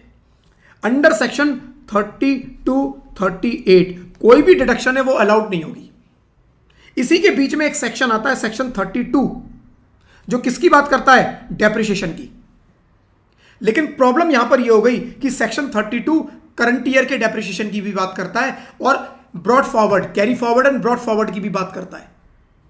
यानी carry forward and brought forward के जो डेप्रिसिएशन के प्रोविजन है सब सेक्शन 32 में लिखे हुए हैं, बिजनेस के नहीं लिखे। बिजनेस के लिए सेक्शन 71, 72 आपने पढ़े, राइट? बिजनेस के सेक्शन अलग है, वो यहां फॉलो नहीं करते। लेकिन डेप्रिसिएशन के प्रोविजन गलती से लॉ मेकर ने यहीं लिख दिए, 32 में लिख दिए, वहां नहीं लिखे अलग से। बाकी सबके अलग से लिखे, बिजनेस के अलग से लिखे, हाउस प्रॉपर्टी के अलग से लिखे। हमने सेट ऑफ कैरी फॉरवर्ड पूरा पढ़ा था, अलग अलग सेक्शन थे उसके अंदर, 70 की सीरीज वाले, राइट? तो लॉ मेकर ने बाकी सबके तो अलग से लिखे, वो कोई भी सेक्शन 30 से 38 में कवर ही नहीं किया, फॉलो ही नहीं किया। जब नहीं किया, इसीलिए जो ब्रॉड फॉरवर्ड थे वो मिल गए। बिजनेस का ब्रॉड फॉरवर्ड कहां जा रहा है, अलग, यहां नहीं है, मिल गया। लेकिन गलती से डेप्रिसिएशन का जो ब्रॉड फॉरवर्ड कैरी फॉरवर्ड है वो सेक्शन 32 में ही लिख दिया। इसकी वजह से सेक्शन 32, 30, 38 के बीच में जाके फंस गया। और यहां लिखा हुआ है कि 30 से 38 की कोई डिडक्शन नहीं मिलेगी। यानी कि जो brought forward carry forward depreciation है, अनएब्जॉर्ब डेप्रिसिएशन है, वो भी 32 में आ गई, वो भी नहीं मिलेगी। तो ये बेचारा तो गलती से फंस गया। लॉ मेकर की इंटेंशन नहीं थी। लॉ मेकर की अगर इंटेंशन होती कि मुझे ब्रॉड फॉरवर्ड अलाउड नहीं करना है, तो वो क्या करता, वो सेक्शन 70 वाली जो सीरीज है उसको भी हटा देता, लिख देता। यहां पर उसने 30 to 38 लिखा क्योंकि लॉ मेकर की इंटेंशन जो बिजनेस के खर्चे हैं उनको अलाउड नहीं करना था, बस कि भाई जो बिजनेस के खर्चे हैं वो हम फर्दर अलाउड नहीं करेंगे, ठीक है? लेकिन यहां पर गलती से 32 इनके बीच में आ गया। थोड़ा सा मैं इसको बोलूंगा कि लॉ में थोड़ा सा लैंग्वेज में डिफॉल्ट हो गया, एक छोटा सा डिफॉल्ट, और हमारी बैंड बच गई, ठीक है? चलो आ जाओ। तो फ्रेंड्स यहां पर ये 2 लाख की मेरे को डिडक्शन नहीं मिलेगी, लेकिन इस 10 लाख की मिल जाएगी, इस 5 लाख की मिल जाएगी, इस 10 लाख में से इस 5 लाख की मिल जाएगी अगर ये बिजनेस है। लेकिन अगर मैं अनएब्जॉर्ब डेप्रिसिएशन ला रहा हूं तो मेरे को नहीं मिलेगी, बस ये ध्यान रखना, ठीक है? चलो और आगे क्या लिखा है, exemption from maintaining books of accounts and audit. यहां फ्रेंड्स वही है कि आपको बुक्स ऑफ अकाउंट्स मेंटेन नहीं करना, लेकिन एक इंपॉर्टेंट चीज है यहां पर, वो पढ़ लो। इंपॉर्टेंट चीज ये है, SSC who opt for presumptive income under section 44 AD are exempt from maintaining books of accounts under section 44 AA and are not required to undergo an audit under section 44 AB। ये point तो हमने पढ़ लिया actually, जो मैं important कह रहा हूं वो अगली लाइन में लिखा हुआ है। Rejection of presumptive income and future restrictions. Rejection क्या हुआ, मतलब पहले सिचुएशन बता दूं फिर इसको पढ़ेंगे। सिचुएशन ये है कि मैं सेक्शन 20 में बात कर रहा हूं ईयर 2023-24, मैंने 23-24 में 44 AD ऑप्ट कर लिया। मैं 24-25 में भी 44 AD में था। 25-26 में मैंने देखा जी मेरी इनकम तो बहुत कम है, मैंने एक्चुअल हिसाब किताब निकाला, मेरी इनकम तो केवल 2% बनती है, 2 ही % इनकम बनती है। तो मैंने सोचा मैं क्यों 6% या 8% डिक्लेयर करूं जब मेरी इनकम ही 2% है। तो मैंने सोचा अब मैं 44 AD से बाहर आ जाता हूं। तो मैंने पहले 44 AD ऑप्ट किया और अब मैं उससे बाहर आ रहा हूं। मैंने 44 AD ऑप्ट किया, 44 AD में आ गया और अब मैं उससे बाहर आना चाहता हूं कि जी मेरी इनकम तो कम है, मैं बाहर आना चाहता हूं। तो वो कहते हैं जी एक बार हमारे पास आ गए तो बाहर जाने नहीं देंगे, और अगर बाहर चले गए तो वापस फिर आने नहीं देंगे। और कुछ और भी पेनल्टी आपके ऊपर लगाएंगे, कुछ और भी आपको थोड़ा सा सताएंगे। वो क्या, देखो जी, अब यही लिखा हुआ है इस सिचुएशन को कवर करते हुए। क्या लिखा है, पढ़ लो।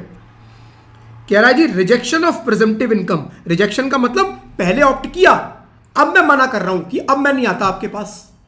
वो कह रहा है या तो आओ मत, हमें कोई दिक्कत नहीं है, आओ मत, आके जाओ मत, बेवफाई नहीं करनी है, आके जाना नहीं है, राइट। तो if SSC opt for presumptive income under section 44 AD but later reject in any of the subsequent 5 years, अगले 5 साल में आप एक बार आ गए, 5 साल तक बाहर नहीं जाओगे। अगर आप 5 साल में बाहर जाते हो, they will not be allowed to opt for presumptive income for next 5 years। एक बार आप हमारे पास आए, 5 साल तक बाहर नहीं जा सकते, लेकिन अगर गलती से बाहर चले गए तो 5 साल तक 44 AD में वापस नहीं आने देंगे आपको।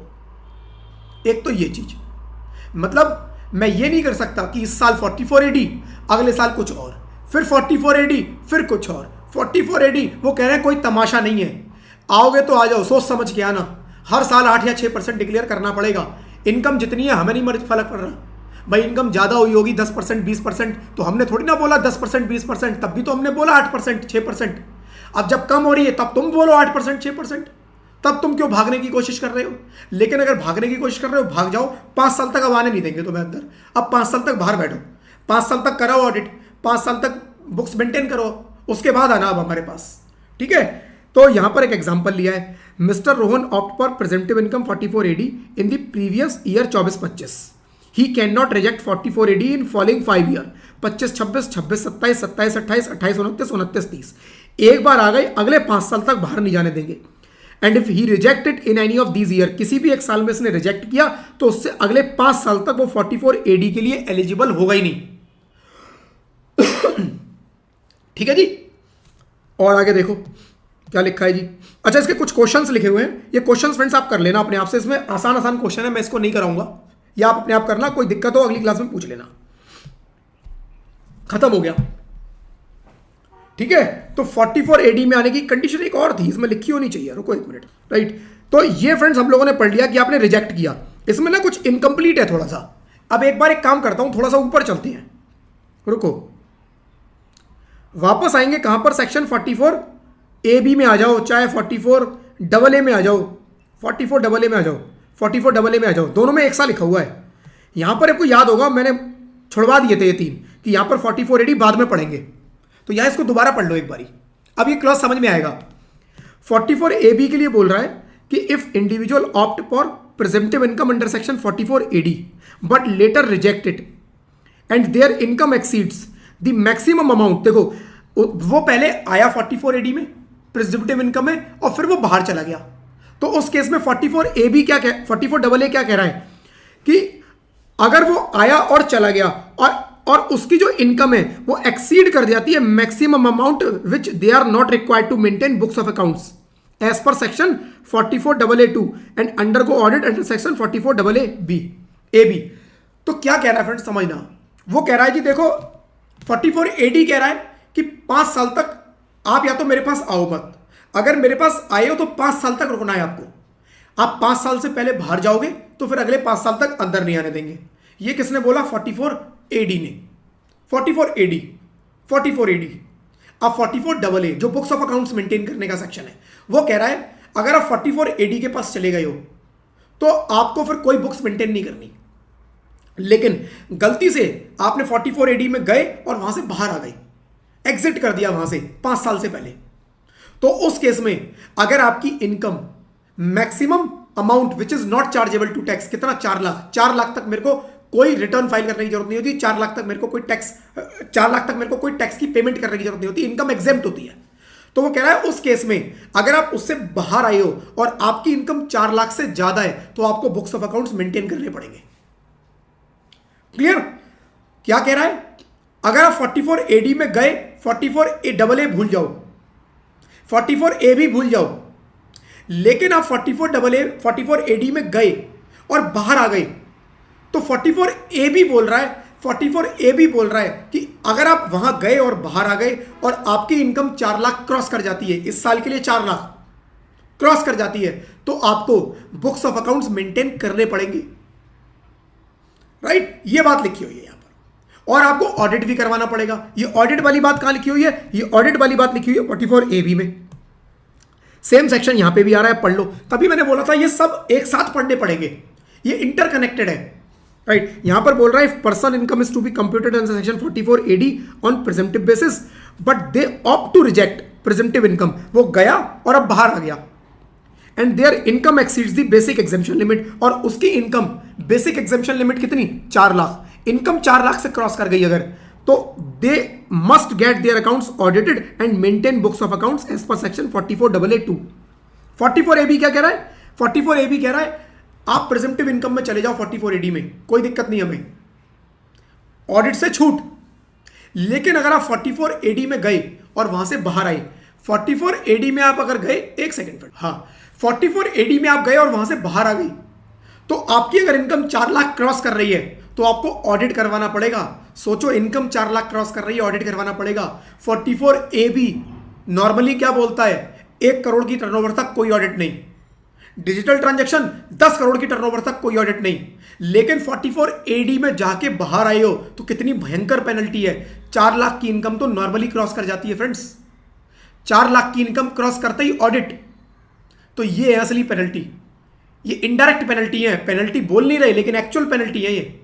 तो लोग भूल के भी जो अंदर जाते हैं जल्दी से बाहर नहीं आते, तो बहुत सोच समझ के 44AD में जाते हैं, और एक बार गए तो फिर बाहर नहीं आना 5 साल तक। लेकिन फिर भी बताता हूं, प्रैक्टिकली मैक्सिमम रिटर्न 44AD में ही फाइल होती है, क्योंकि उनको पता है हमारी इनकम बहुत ज्यादा है, राइट। चलो, तो ये फ्रेंड्स हमारा 44AD कंप्लीट हो गया। AD के बाद फ्रेंड्स अपना आता है, ये क्वेश्चन आप कर लेना, 44ADA। 44ADA, अब देखो AD समझ में आ गया ना, तो कंसेप्ट क्लियर है। अब ये सेक्शन फटाफट होगा, 10 मिनट लगेंगे इस सेक्शन को कंप्लीट करने में हार्डली। देखो, special provision for computing business and gain of profession on presumptive basis, किसकी बात कर रहा है? प्रोफेशन, स्पेसिफाइड प्रोफेशन की बात हो रही है। Eligibility for presumptive income under section 44ADA। AD किसके लिए है? बिजनेस। ये किसके लिए? Specified profession, ADA। NSSC being individual और पार्टनरशिप फर्म, ये इंडिविजुअल और पार्टनरशिप फर्म को मिलेगा, HUF को भी नहीं मिलेगा, कंपनी को नहीं मिलेगा, LLP को नहीं मिलेगा। Who is resident in India, India में रेजिडेंट होनी चाहिए, कैरीज ऑन स्पेसिफाइड प्रोफेशन, में opt to compute income on presumptive basis. The option is available if gross receipt do not exceed 50 lakhs। तो 44AD के अंदर क्या लिखा था? 1 करोड़ या 10 करोड़, वहां 1 करोड़ या 10 करोड़ लिखा था, राइट। सॉरी, वहां पर लिखा था 2 करोड़ और 3 करोड़, 2 करोड़ और 3 करोड़। नॉर्मली 2 करोड़ की लिमिट तक 44AD, और अगर डिजिटल ट्रांजैक्शन है 95% तक, तो 3 करोड़ तक भी आप 44AD में आ सकते हो। यहां पर लिखा है जी, यहां पर आपको लिखा है जी 50 lakhs तक, 50 lakhs तक आप इसके अंदर आ सकते हो। और आगे जाके लिखा हुआ है डिजिटल ट्रांजैक्शन, देखो, if aggregate of amount received in cash और other than account payee, cheque, draft, previous year does not exceed 5%, यानी कि आपके डिजिटल ट्रांजैक्शन 95% तक है और आपका स्पेसिफाइड प्रोफेशन है, तो आपको 75 लाख तक 44ADA में आने देंगे। 44ADA में आप 75 लाख तक आ सकते हो। यानी जैसे 44AD में 2 करोड़ और 3 करोड़ की लिमिट थी, वैसे यहां पर 50 लाख और 75 लाख की लिमिट है। ठीक है, डिजिटल ट्रांजैक्शन है या नहीं है, 50 लाख तक आप आ सकते हो। लेकिन अगर आपके 95% तक डिजिटल है तो आप 75 लाख भी 44ADA में आ सकते हो। और यहां पर इनकम कितनी डिक्लेयर करनी है? 8% नहीं, यहां पर इनकम डिक्लेयर करनी है 50%, 50%, राइट। बिजनेस प्रोफेशन से इनकम जो होगी वो 50% मिनिमम। क्योंकि देखो बिजनेस में क्या होता है, बिजनेस में आप सेल करते हो और उसके अगेंस्ट परचेज जो होती है ना, वो परचेज बहुत हैवी खर्चे होते हैं। मतलब मैंने 1 करोड़ की सेल की है तो हो सकता है 70 लाख की परचेज हो उसके अंदर, 30 लाख में बाकी और सारे खर्चे, इसीलिए उनको 8% कम अमाउंट बोला। लेकिन प्रोफेशन के केस में बीइंग ए CA, मेरे क्या क्या खर्चे होंगे भाई? मेरे होंगे, मेरी स्टाफ की सैलरी होगी, मेरे कुछ आने जाने के खर्चे होंगे पेट्रोल गाड़ी के, या मेरे कुछ मैंने ऑनलाइन कुछ मैंने सॉफ्टवेयर्स के सब्सक्रिप्शन ले रखे होंगे, रिटर्न बनाने वाले सॉफ्टवेयर जो आते हैं उनके, तो वो होंगे खर्चे। बट इतने नहीं होंगे जितने बिजनेसमैन के होते हैं, बिजनेसमैन के खर्चे ज़्यादा होते हैं। तो इसीलिए मेरे को बोला 50%, कि 50% खर्चा 50% इनकम, कि आप एज्यूम कर लो 50% इनकम। और यहां पर भी वही लिखा है सेक्शन 30 से 38 under the head business profession will not deductions will be allowed under section, ये क्या है, no further deduction will be allowed under section 30 to 38 under the head business profession. Same वही 30 से 38 कोई डिडक्शन नहीं मिलेगी, बस 50% इनकम डिक्लेयर करो, बात खत्म। तो यहां डेप्रिसिएशन का जो अनएब्जॉर्ब था कैरी फॉरवर्ड होके आया, मिलेगा, यहां पर भी नहीं मिलेगा। Same 44AD, same 44ADA। ठीक है, फिर आगे eligible SSC, the option to compute income on presumptive basis under section 44ADA is available only to resident individual partnership firm. इन दो को मिलेगा ये, और रेजिडेंट होना चाहिए। और किसको नहीं मिलेगा, एचयूएफ को भी नहीं मिलेगा, एलएलपी को नहीं मिलेगा, और कंपनी को, किसी को नहीं मिलेगा, केवल इंडिविजुअल पार्टनरशिप फॉर्म को मिलेगा। Exemption from maintaining books of accounts and audit, exemption from maintaining books of accounts and audit, कह रहा है बुक्स ऑफ अकाउंट्स मेंटेन नहीं करने और ऑडिट भी नहीं करवाना। Assessee opting for presumptive income 44ADA are exempt from section 44AA books और सेक्शन 44AB टैक्स ऑडिट, इनसे एग्जेम्पशन मिल गई। अब यहां पर option to reject presumptive income, यहां पर क्या मैं रिजेक्ट कर सकता हूं, आया बाहर चला गया, तो यहां पर वो एडी वाला चक्कर नहीं है। यहां पर तो ये जब मर्जी आओ जब मर्जी जाओ, ये खुला दरबार है। 44ADA खुला दरबार है, कह रहा है इस साल मर्जी है आ जाओ, अगले साल मर्जी नहीं है चले जाओ बाहर। हम ऐसा कुछ नहीं बोल रहे जो 44ADA बोल रहा है। 44ADA क्या बोल रहा है, एक बार आए तो बाहर नहीं जाने देंगे, एक बार आए 5 साल तक मेरे पास रहो, 5 साल के बाद जाना, और बाहर गए तो 5 साल के तक अंदर नहीं आने देंगे। ये कह रहा है जी खुला दरबार है, जब मर्जी आओ जब मर्जी जाओ। Assessee has the option to reject presumptive income, उसके पास ऑप्शन है, रिजेक्ट कर सकता है। However if the option is rejected assessee will be required to maintain books of accounts and undergo an audit 44AB। तो यहां पर अगर आप इसको नहीं लेते हो तो फिर 44AA 44AB जो बोल रहा है वो अप्लाई होगा आपके ऊपर ऑब्वियसली, क्योंकि 44AA की छूट तभी मिलेगी जब आप इसके अंदर आओगे। वो कह रहा है अगर देखो मेरे पास नहीं आ रहे तो 44AA नॉर्मल तरीके से अप्लाई होगा। Early change of option, the SSC can change the option to compute income on presumptive basis from year to year change कर सकता है। Adjustment of losses and depreciation, business loss right, brought forward business loss can be adjusted, depreciation can not be adjusted. Reason मैंने बता दिया, क्योंकि 30 से 38 के बीच में एक सेक्शन आता है 32, ये डेप्रिसिएशन 32 में फॉल कर जाता है, इसीलिए नहीं मिलेगा।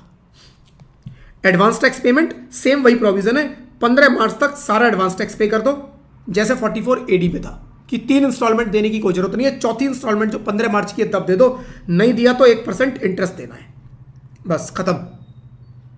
ठीक है, और ये फ्रेंड्स इसके ऊपर क्वेश्चन है, वो आप क्वेश्चन पढ़ लेना, ठीक है, कर लेना, इस क्वेश्चन को सॉल्व करना है। और अपना आज का last section, special provision for computing profit and gain 44AE, profit and gain of business of playing, hiring, leasing goods carriages. Goods carriages, मैं ट्रक चलाता हूं, मैं ट्रक ऑपरेटर हूं, गुड्स कैरेजेस की बात कर रहा है, गुड्स कैरेजेस, पैसेंजर कैरेज की बात नहीं कर रहा। तो अगर कोई बस चलाता है उस पर अप्लाई नहीं होगा। गुड्स ट्रांसपोर्ट, जो माल को इधर से उधर ले जाते हैं, उनके ऊपर अप्लाई हो रहा है। तो ये ट्रांसपोर्ट्स वालों को स्पेशल एग्जेम्पशन दी गई है। क्या दी गई है, पढ़ो। Presumptive income for goods carriages, if person is engaged in the business of playing, hiring, leasing goods carriages, they have the option to compute income on presumptive basis. The income will be 7,500 per month or part of the month. Part of the month मतलब अगर 15 जनवरी से चला रहा हूं तो जनवरी के अंदर पूरा महीना माना जाएगा, 7,500 रुपए बताने हैं, right. For each goods carriages, her goods carriages का, यानी मेरे पास अगर 5 ट्रक है तो मेरे को 5 into 7.5, right, 7,500 per month, right, 7,500 into 5, हर महीने की इनकम इतनी डिक्लेयर करनी पड़ेगी, provided it is not a heavy goods vehicle. बस ये हैवी गुड्स व्हीकल ना हो। अब हैवी गुड्स व्हीकल वो भी बताया आगे, और हैवी गुड्स व्हीकल निकल आया तो उसमें कितना मानना है वो भी आगे बताया, उनके अलग रूल है। A heavy goods vehicle is defined as a vehicle with a gross weight exceeding 12 ton, 12,000 kilo, मतलब ग्रॉस वेट उस ट्रक का वेट, राइट, उस ट्रक का वेट नहीं, नॉर्मली क्या होता है, उस ट्रक की कैपेसिटी कितनी है। हर ट्रक की अपनी एक अप्रूव्ड कैपेसिटी होती है कि भाई ये ट्रक कितना माल ढो सकता है, कितना माल एक जगह से दूसरी जगह ले जा सकता है। तो उसकी अगर उसकी कैपेसिटी 12 टन तक की है, 12 टन मतलब 12,000 किलो तक की है, उस ट्रक की कैपेसिटी अगर 12 टन तक की है तो वो फिर हैवी गुड्स व्हीकल नहीं है, वो लाइट गुड्स व्हीकल मतलब एक छोटा ट्रक माना जाएगा, बड़ा ट्रक नहीं माना जाएगा, वो छोटा माना जाएगा। और उसके ऊपर ये रूल लगेगा, मतलब मेरे पास छोटे वाले जिनकी कैपेसिटी 12 टन तक की है, ऐसे मेरे पास अगर 8 ट्रक हैं तो मैं प्रेजेंटिव इनकम में अगर आता हूं 44AE। 44AE का मतलब क्या है, मुझे बुक्स भी मेंटेन नहीं करनी, मुझे ऑडिट भी नहीं करवाना। तो मैं बोलूंगा जी मेरे पास देखो 8 ट्रक हैं, मैं 7.5% पर मंथ के हिसाब से कैलकुलेट कर लो, इंटू इसको 12 कर लो, इंटू 12। अगर ये ट्रक 12 महीने चले तो इंटू 12 कर लो। मान लो मैंने अभी बिजनेस शुरू किया है 6 महीने, इस साल में 6 महीने, तो 6 से मल्टीप्लाई कर लो, राइट। तो हर महीने का 7,500 इंटू नंबर ऑफ मंथ्स, ठीक है, और इंटू नंबर ऑफ ट्रक, ये मेरी क्या निकल के आएगी, इनकम। किसमें, 44AE। और अगर मैं ऐसे कैलकुलेट करता हूं तो 44AA बुक्स मेंटेन नहीं करनी, 44A भी ऑडिट नहीं करवाना, ठीक है।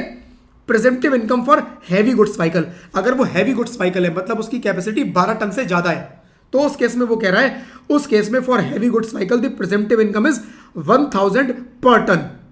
इसकी तो बोली 7,500 कि 12 टन तक कैपेसिटी है तो 7,500 पर मंथ फ्लैट। लेकिन इसमें बोला कि अगर 12 टन से ज्यादा है, मान लो मेरा ट्रक 14 टन का है, तो इसमें वो कह रहा है जी 1,000 रुपए पर टन मल्टीप्लाइड बाई 14 करो, तो ये एक ट्रक का 14,000 रुपए निकल के आया, एक ट्रक का 14,000 निकल के आया। मल्टीप्लाई करो इसको 12 से, तो ये 12 महीने का निकल के आया। और ऐसे अगर आपके पास 5 ट्रक हैं तो मल्टीप्लाई करो 5 से, ये आपकी इनकम निकल के आएगी। तो अगर 12 टन तक की कैपेसिटी का है तो ये 1,000 नहीं निकालना, फ्लैट 7,500 पर मंथ। लेकिन अगर वो 12 टन से ज्यादा है तो 1,000 रुपए पर ton of the vehicle. For example if vehicle is 14 ton, 14,000 kilo, the presumptive income will be 14,000 per month into 12 into number of truck. तो कुछ छोटे हैं कुछ बड़े हैं, कुछ छोटे कुछ बड़े, 4 छोटे 4 बड़े, तो जो छोटे हैं उनकी 7,500 के हिसाब से निकाल लो। 4 छोटे हैं, 4 इंटू 7,500 इंटू 12, तो 12 महीने की इनकम 4 ट्रक की आ गई। 4 बड़े वाले हैं जिनकी कैपेसिटी 15 टन की है, तो 15 टन के हिसाब से 15,000 के हिसाब से निकलेगी, तो 15,000 इंटू 12, राइट। और अगर 4 ट्रक है तो into 4। If the actual income exceeds the presumptive income, the actual income will be considered. वो कह रहा है अगर एक्चुअल इनकम इससे ज्यादा है तो फिर एक्चुअल आप दिखाओ, कम मत करो, right. No further deduction under section 30-38 are allowed under this section. कह रहा 30 से 38 की कोई डिडक्शन नहीं मिलेगी, तो 32 मिलेगा नहीं, अनएब्जॉर्ब डेप्रिसिएशन मिलेगा नहीं, सेम क्लॉज तीनों जगह लिखा हुआ है, ठीक है। However in case of firm, interest and salary of partner is allowed as per limit prescribed under section 40B, right. Limit 40B में लिखी हुई है, सेक्शन कहां लिखा हुआ है 40B, और वहां पर क्या लिखा है सेक्शन 32-38 की कोई डिडक्शन नहीं मिलेगी। 40B 38 से बाहर हो गया, क्योंकि पार्टनर्स की जो रेम्युनरेशन कैलकुलेट करते हैं फ्रेंड्स, आपको याद होगा पिछली क्लास में हमने किया था कि 6 लाख तक पार्टनर्स की रेम्युनरेशन कितनी, 90% और 3 lakh whichever is higher, और बैलेंस अमाउंट के ऊपर 60%। वो कहां लिखा हुआ है सेक्शन 40B। 30 से 38 में आता है, नहीं आता, क्योंकि 30 से 38 में नहीं आता, इसीलिए यह मिल जाएगा। सीधी सी बात है, लॉ की लैंग्वेज को पकड़ना है। लॉ बोल रहा है 30 से 38 तक नहीं मिलेगा, इसीलिए अनएब्जॉर्ब डेप्रिसिएशन जो मिलना चाहिए था वो नहीं मिला। 40B मिल जाएगा, जो नहीं मिलना चाहिए था वो मिल जाएगा, क्योंकि वो सेक्शन से बाहर हो गया। तो कई बार फ्रेंड्स ये गलतियां क्यों होती हैं, लॉ में मैं बोलूंगा लैंग्वेज में डिफॉल्ट लॉ मेकर ने ध्यान नहीं दिया, एक स्पेसिफिक सेक्शन अलग से है, शायद उसका ध्यान चला जाता तो वो इसको भी इसके अंदर इंक्लूड कर देता, ठीक है। चलो जी, तो यहां पर फ्रेंड्स मेरे को limit on number of goods carriages, क्या मेरे पास 100 ट्रक हैं तब भी मेरे को ये मिल जाएगा, आंसर इज नो। अगर आपके पास 100 ट्रक है नहीं मिलेगा, लिमिट है। कम ट्रक, जिनके पास थोड़े ट्रक हैं, छोटे लोग हैं, उनको मिलेगा कितने, the option to compute income on presumptive basis in section 44A is only applicable if SSC does not have more than 10 goods carriages. 10 से ज्यादा ट्रक नहीं होने चाहिए।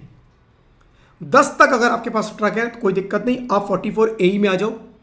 10 में से जितने बड़े हैं उनकी 1,000 पर ton into number of ton जो भी है वो कैलकुलेट कर लो, और छोटे ट्रक हैं तो 7,500 रुपये पर मंथ फ्लैट कैलकुलेट कर लो, और जो बनता है वो इनकम डिक्लेयर करके टैक्स दे दो। लेकिन अगर 10 से ज़्यादा है तो आप 44AE में आ ही नहीं सकते, 44AE से बाहर, राइट। उस केस में 44AA बुक्स भी मेंटेन करनी है, 44A भी अगर ऑडिट एप्लीकेबल है तो ऑडिट भी करवाना है, right. If the option to compute income on presumptive basis in section 44AA is only applicable if the SSE does not have more than 10 goods carriages at any time during the year. If the number exceeds 10, this option will not apply. अगर 10 से ज़्यादा है तो option apply नहीं होगा। Exemption from maintaining books of accounts and audit, यहाँ पर भी वही बात लिखी हुई है, SSE opting for presumptive income under section 44AE are exempt from maintaining books of accounts under section 44AA and not required to undergo audit 44AB. ना books maintain करनी ना audit. Option to reject presumptive, yes, इसको भी आप reject कर सकते हो, जैसे 44ADA में है कि जब मर्जी आओ जब मर्जी जाओ, खुला दरबार, ये भी खुला दरबार है। एक 44ADA में ही लिखा है वो क्लॉज, 44ADA में वो क्लॉज लिखा है कि 5 साल तक आने नहीं देंगे, राइट, 5 साल तक बाहर नहीं जाने देंगे, और अगर या तो हमारे पास आओ तो सोच के आओ, आए हो तो 5 साल तक रुको, 5 साल तक बाहर नहीं जाने देंगे, और अगर बाहर गए तो 5 साल तक अंदर नहीं आने देंगे। कहां लिखा है? 44AD में, 44AD में लिखा हुआ है। 44ADA खुला दरबार, 44AE खुला दरबार, right. The SSE has the option to reject presumptive income. However, if option is rejected, the SSE must maintain books of accounts and undergo audit under section 44AB। ये तो ऑब्वियस बात है कि अगर यहां पे नहीं हो तो फिर तो 44AA में जो लिखा है वो मेंटेन करना है, ए भी मेंटेन करना है, वो तो नॉर्मल सी बात है। अगर ये नहीं भी लिखते तो वो नॉर्मल है, ये नॉर्मल प्रोविजन है।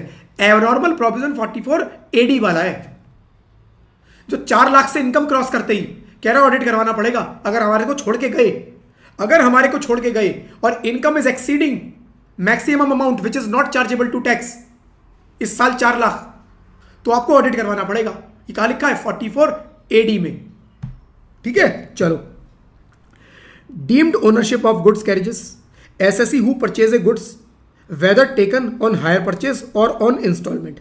उस बंदे ने चाहे हायर परचेज पे ट्रक खरीदा हो, चाहे इंस्टॉलमेंट पे ट्रक खरीदा हो, वही ट्रक का ओनर माना जाएगा। It is deemed to be owner of the goods carriages. जिसने खरीदा है वही माना जाएगा और उसी की इनकम कैलकुलेट होगी। Yearly change of option, the SSE has the flexibility to change the option to compute income on presumptive basis from year to year. Yes, year to year option change कर सकता है, राइट। और छोटा सा कुछ point और है, repeat है actually. Adjustment of losses, business loss, broad forward business loss can be adjusted, depreciation can not be adjusted. क्यों? क्योंकि 30 to 38 इसी के बीच में एक सेक्शन आता है 32, और 32 में डेप्रिशिएशन फॉल कर गया और 30 से 38 का कोई खर्चा नहीं मिलेगा, ठीक है। इसी के साथ फ्रेंड्स ये सेक्शन खत्म। एक क्वेश्चन इसका दिया हुआ है, ये प्लीज आप कर लेना, ठीक है। और इसके साथ फ्रेंड्स यहां तक अपना जो मेन पार्ट था कंप्लीट हो गया। एक क्लास और लगेगी, सारे कॉन्सेप्ट उसमें क्लियर करवा दूंगा विद एग्जांपल। क्वेश्चंस आपको सॉल्व करने हैं। किसी भी क्वेश्चन में फ्रेंड्स कोई भी डाउट आए अगली क्लास में मेरे को पकड़ लेना, उसमें पूछ लेना। और इसी के साथ फ्रेंड्स आज की क्लास क्लोज करेंगे। कुछ डाउट है तो 1 मिनट में वेट कर लेता हूं, कुछ डाउट है तो आप पूछ लो, otherwise we will close this class. आगे बढ़ने से पहले फ्रेंड्स, अगर आपको क्लासेस पसंद आ रही है, आप रेगुलर मेरी क्लासेस अटेंड कर रहे हो, पसंद आ रही है, तो इस क्लास को लाइक जरूर कर देना। अगर आप लाइव देख रहे हो तो लाइव भी लाइक कर सकते हो।